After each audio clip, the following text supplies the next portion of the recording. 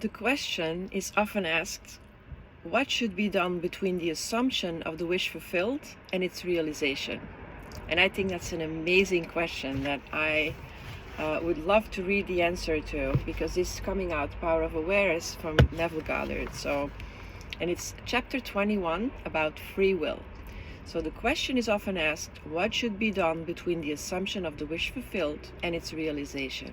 And the answer is nothing. And you hear it all the time, like you're never gonna get anywhere. The most important thing is taking action. And I'm not saying that there is no action to be taken, but there is really nothing to be done. And the kind of action that we should take is probably a little bit different than what most people think it is. So Neville Goddard goes on saying, it is a delusion that other than assuming the feeling of the wish fulfilled, you can do anything to aid the realization of your desire. You think that you can do something, you want to do something, but actually you cannot do anything. The illusion of the free will to do is but ignorance of the law of assumption upon which all action is based. That's a bold statement, just saying ignorance. Everything happens automatically. And it is such an easy phrase, but it took me a long time to really understand or to embody what that means. Everything happens automatically. And the way that I understood it was when I started to realize that if you look at nature, everything happens automatically. You don't have to push a button for the grass to grow. The grass is just gonna grow. You don't have to push a button for the blossoms to come out in springtime on all the trees, because it's just like nature is taking care of it and it just unfolds. It is just happening. And so I thought a little bit further, and I'm like, okay, I don't have to push a button to breathe. It goes automatically. I am breathing. My heart is beating. My blood is running through my veins. There is nothing to do in order for that to happen. So that is what it means, that everything happens automatically. But now you have to understand, what does that mean when we are putting out goals and we want to manifest something? So all that befalls you, all that is done by you, happens. Your assumptions, conscious or unconscious, direct all thought and action to their fulfillment. Interesting, isn't it? To understand the law of assumption, to be convinced of its truth, means getting rid of all the illusions about free will to act. I think it's that's so deep, so profound. Free will actually means freedom to select any idea you desire. I'm going to read that again. Free will actually means freedom to select any idea you desire. By assuming the idea already to be a fact, it is converted into reality. Beyond that, free will ends. And everything happens in harmony with the concept assumed. From that point, once you have the idea, from that point, your free will is over. You can just choose the thought that you have, and then it will unfold. That gives us like an enormous responsibility to get our thoughts under control, isn't it? That was what I thought, but there's more to it. There's more to it. Since creation is finished, the Father, which is our creator, you can call it God, you can call it Spirit, you can call it any which way you want, he uses the word Father, is never in a position of saying, I will be. In other words, everything exists and the infinite I am consciousness can speak only in the present tense. It's the first person in the present tense, I am. And don't forget, we are created in the image of our Creator. So we are, we say, I am. I will be is a confession that I am not. The Father, the Creator, the Father's will is always I am. until you realize that you are God, you are the source, you are the Father. There is only one I am, and your infinite self is that I am. Your will is always I will be. In the law of assumption, your consciousness of being is the Creator's will. The mere wish without this consciousness is my will.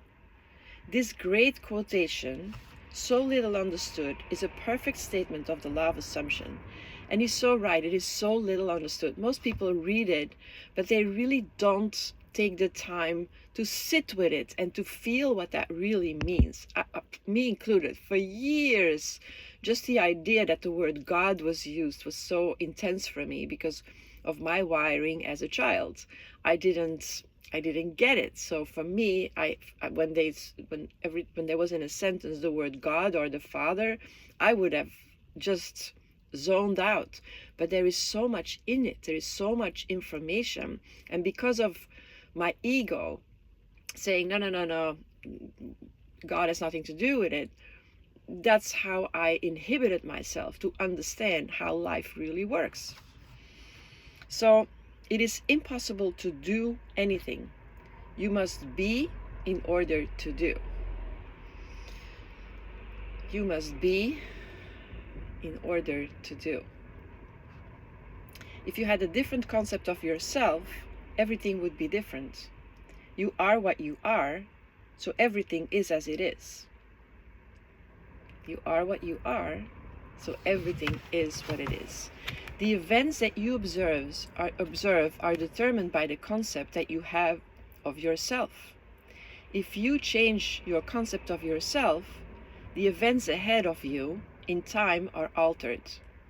But thus altered, they form again a deterministic sequence starting from the moment of this changed concept. So no matter what it is that you think, you can only change it by thinking something differently. And then from the moment that you think something differently, your outcome is going to be altered. Deny the evidence of the senses and assume the feeling of the wish fulfilled. Inasmuch as your assumption is creative and forms an atmosphere, your assumption, if it be a noble one, increases your assurance and helps you to reach a higher level of being. If, on the other hand, your assumption be an unlovely one, it hinders you and makes your downward way swifter. Just as the lovely assumptions create in a harmonious atmosphere, so the hard and bitter feelings create a hard and bitter atmosphere. So no matter what you're thinking, your outcome is going to be congruent with what your thoughts are. No matter what you give in energy, that grows. You have good thoughts, good things are going to happen. You have bad thoughts, bad things are going to happen.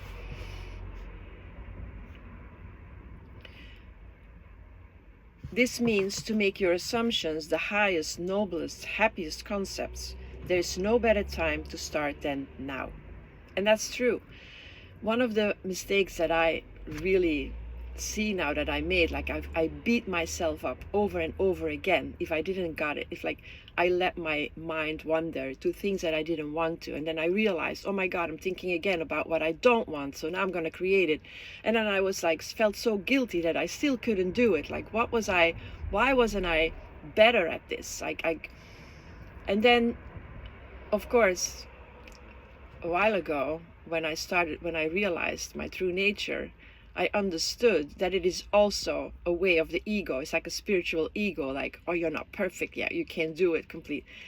It's out of my reach. Whatever it is, like, I can just be the I am, and then everything will unfold from there. And it's a practice. It's not going to happen overnight. And that's what I thought it was going to be, like this, like, oh, I got it. Now it's over. No. I'm here to tell you that it can take a while before you really get it. As well as yourself, claim for others their divine inheritance. See only their good and the good in them. What a challenge that is. Like, if you look at somebody and say, oh my God, just can't stand that person. See the good in them. Try to see the good in them. Such a practice. It's not, again, that's also something that doesn't come naturally. We really, our mind, our ego is very strong.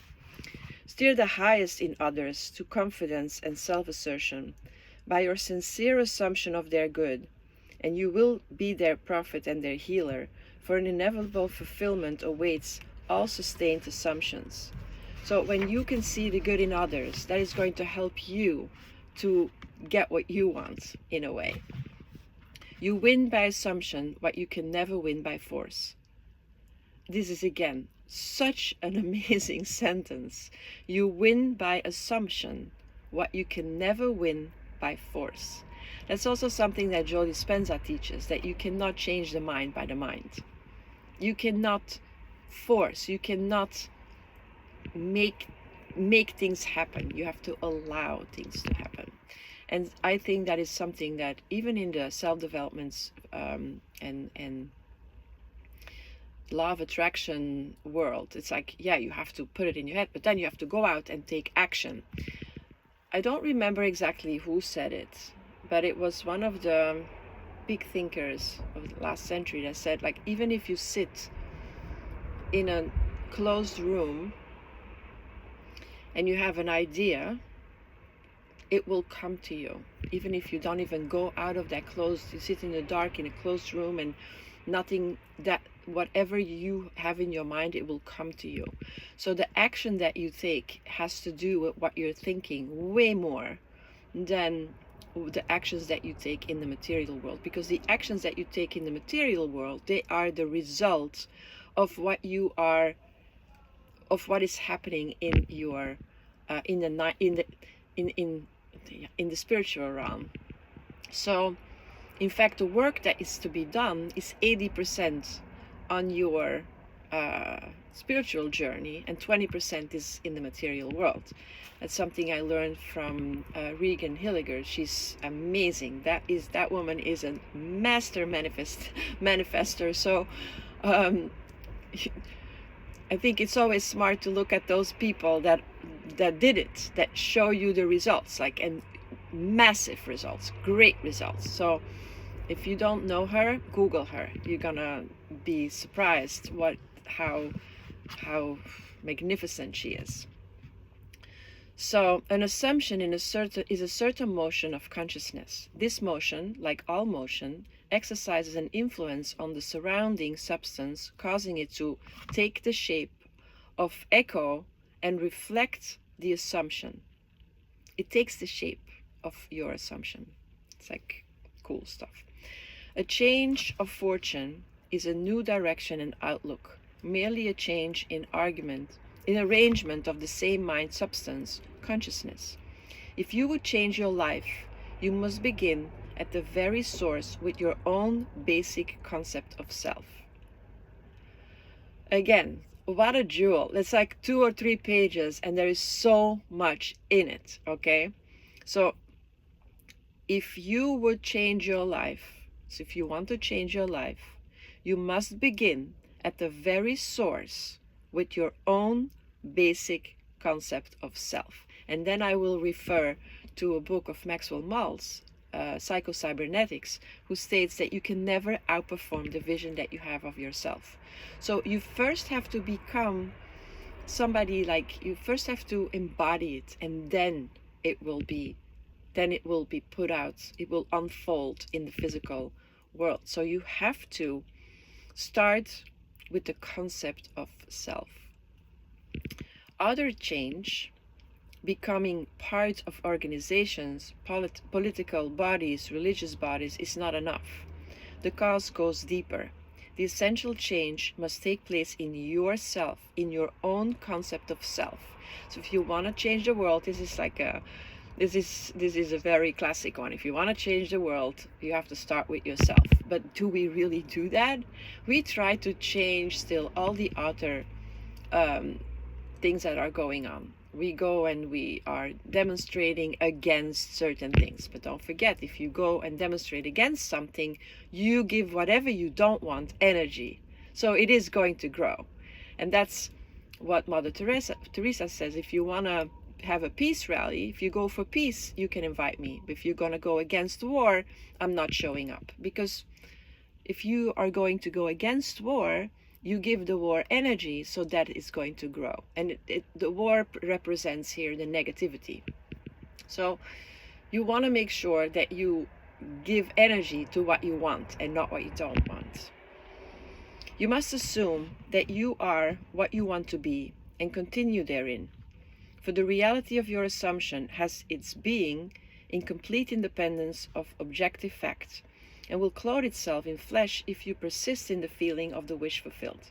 It will clothe itself in flesh. It will manifest if you keep the wish fulfilled inside of you.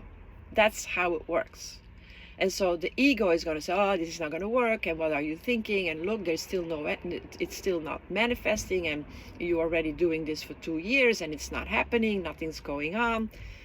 The mind is trying to get us away from it, because one of the rules of the mind is that it wants to keep you safe, and safe means familiar. So it wants to keep you where you were. It doesn't want you to move on. When you know that assumptions, if persisted in, harden into facts, then events that seem to the uninitiated mere accidents will be understood by you to be the logical and inevitable effects of your assumption. How many times, like when you are watching this, I assume that you are practicing the law of attraction and that you know how it works. And so how many times did you create something in your life and you know exactly when you planted the seed for what was going on? And the people say, oh, that's just a coincidence. I had that so many times, and in the beginning it really annoyed me, because I was like, no, I created this. This is not a coincidence. This is a law and it works, and I want to prove it to you. And it's like my innocent enthusiasm just crushed so many things. But that is exactly what's going on. Like, you have to let that go. People that are not really into the law of assumption, the law of attraction, they will say, oh, it's a coincidence. It is just, yeah, you're just so lucky. You're so lucky, you know. The important things to bear in mind is, and then we come to the conclusion of this chapter 21 about free will. You have infinite free will in choosing your assumption. So that is the only free will we have, but infinite. We can choose our own assumptions. So good to get that. After that, your free will is over. But no power to determine conditions and events. Let that sink in. You can create nothing, but your assumption determines what portion of creation you will experience. So, the whole concept of free will is one of my pet peeves. I am really excited about that, because, you know, people say, well, I have the free will to do whatever I want. And you do. You have the free will to think whatever you want, to assume whatever you want to assume. And then the universe, the laws of the universe, are going to take your assumption and unroll it. It's going to unfold. It's going to happen effortlessly. You don't have to do anything. You just have to be whatever you have in your head. And now I hear people say already, oh yeah, so you just go and sit in a chair and then you just assume and then things are going to happen.